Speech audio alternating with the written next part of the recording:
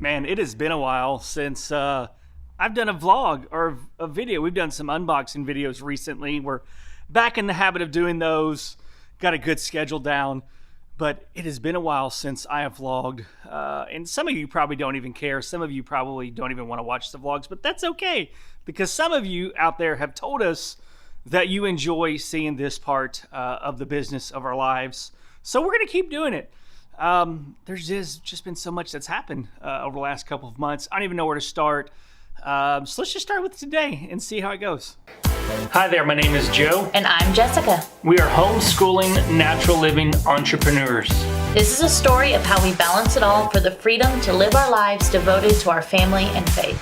Thanks for stopping by, subscribe, and come on in.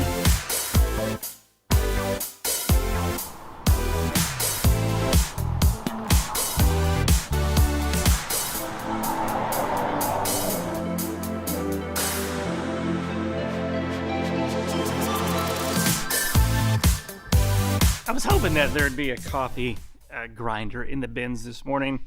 I seen a couple on restock day, but I was like, I'm gonna wait because those look pretty good. Customers will want to buy those, but I found this one this morning. It looked like they just put so much coffee in it. It got clogged up, but got cleaned up, and it's working perfectly fine. So we've been working hard the last few months to really find some sort of routine, but also a good product mix in the bins, on the retail wall. And it just seems like every time that we find something that we like, that's working for us, things happen in the supply chain that cause it to have to reevaluate, to look at other options. And we're in that process again right now. We've been buying Home Depot pallets to put on our retail wall for, I don't know, the last month, and they've been doing really, really well. Like we've got an unboxing video coming out here soon that shows some of those items. And what we kind of do with the Home Depot pallets is we'll pull a couple of the more expensive items off to put online to help recuperate some of the cost of the pallet. And then the rest of it we'll put like on the premium wall, or if it's a lower value item, we'll put underneath the bins.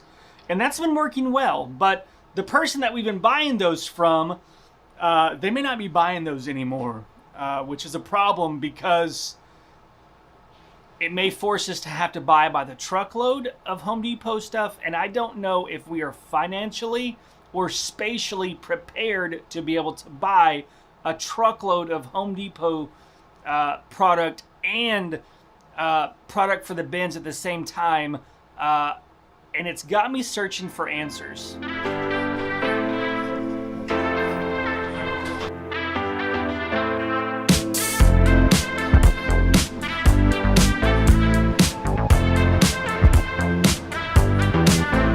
So Monday is kind of like my admin day. It's not kind of, it is. It's the slowest day of the week with traffic. And I think it's like that with every bin store because when Mondays is the middle day of the sales cycle. So I always do the schedule, do books. I went blank. My brain just went blah, which is something I'm going to start talking to you about. Is some stuff that's going on that I've been discovering about how my brain operates. And I don't know, I thought maybe I could share just my experience. It might help explain a lot of things to y'all. But schedules, books, payroll, all of those things that I need to do on the computer. Usually have lots of staff scheduled for it. But one of the last things, I guess the last vlog that we have done was a long time ago, and the store is different now. We have added several rows of bins where like all of our store inventory, it came out here.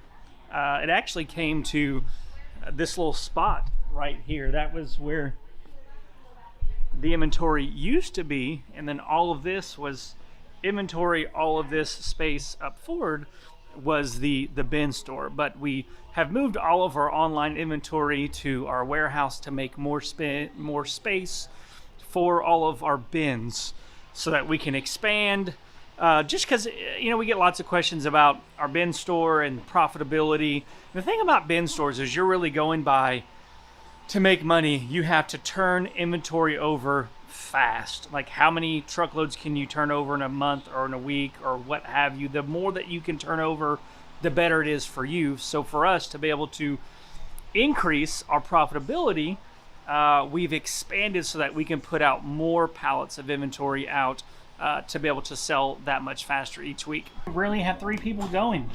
Dang it. What's your passcode? 6720. It's missing the other one of these. That one is? Dang it.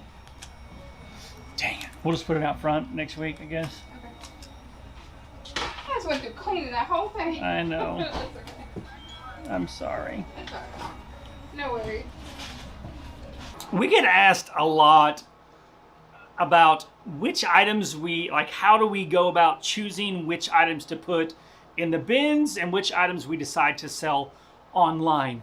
And I wish there was like a black and white answer, but the thing about like reselling is every reseller's business is different, just like it is with bin stores. Every bin store that operates, it's different. We are in the process of kind of departmentalizing our store, like meaning that we have our premium items, we have our bin items, we have clothing, we have shoes.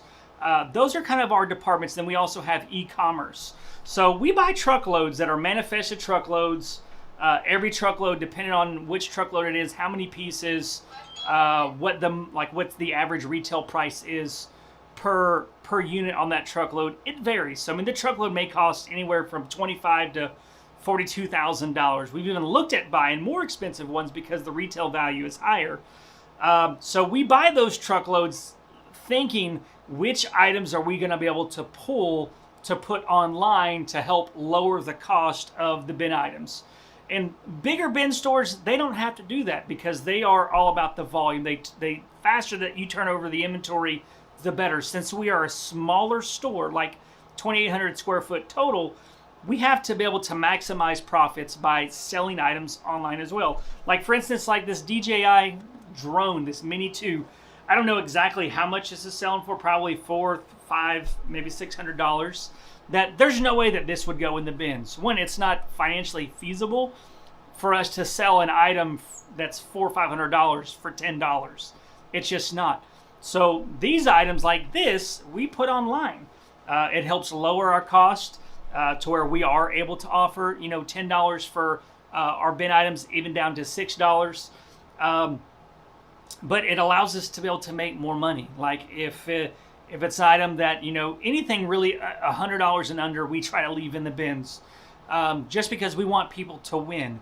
There are some items that may be $200 or $300 items that it's just, we know isn't going to sell very quick, that we'll leave in the bins. There's also some items that we know that maybe they're $50 items, but we know based off of our customer base that they're not going to buy it. Like it may not get sold till $1 a day or $2 a day. We may look at pulling some of those items as well. And some people, they may like, I can't believe that you do that, but it's small business. This is business. Like we're not making tons of money. I think that's a big misconception that a lot of people have with bin stores. They see all of these items, selling, and they think, oh man, they're making tons of money. But sales, just because you're selling a lot of items does not mean that you're always making a lot of items. So I hope that clarifies somewhat the types of items that we choose to sell online and in the bins for you guys. At some point we'll do a live video, or maybe we'll do a dedicated video for that type of thing to be able to answer your question further.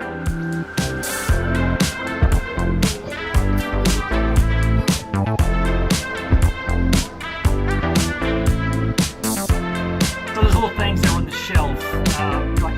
Why do I even show that? Well, those we got off Home Depot pallet this last week, and we got 8 cases of these little surge protector type things for your home, and they were selling between $70 and $80 a piece. So we got them listed on Friday. Somebody made an offer for all of them on Saturday for $7 a piece, and I accepted it, and they paid this morning, which is super awesome. So there is something kind of a serious thing that I wanted to talk to y'all about, and kind of be vulnerable. because I know I'm not the only person that is going through this in life, and that is adult ADHD. I've been recently diagnosed with it, actually just today. Jessica and I, we've been suspecting for a while that I might have it just because of a lot of behaviors, a lot of symptoms. Just when people were talking to me, just I would zone out. I just wouldn't even realize it. Forgetting things, laying things down everywhere. Getting irritable extremely easy when doing bored, like things that I thought were bored. My extreme ultra focus on certain things like YouTube, for instance. There for a while I was so ultra, I don't think ultra is the word I'm looking for, but super focused on YouTube, and that's all I did. And then I got tired of it and started doing other stuff. Is why, big reason I haven't done as much YouTube is just because it wasn't the thing anymore. It was other things.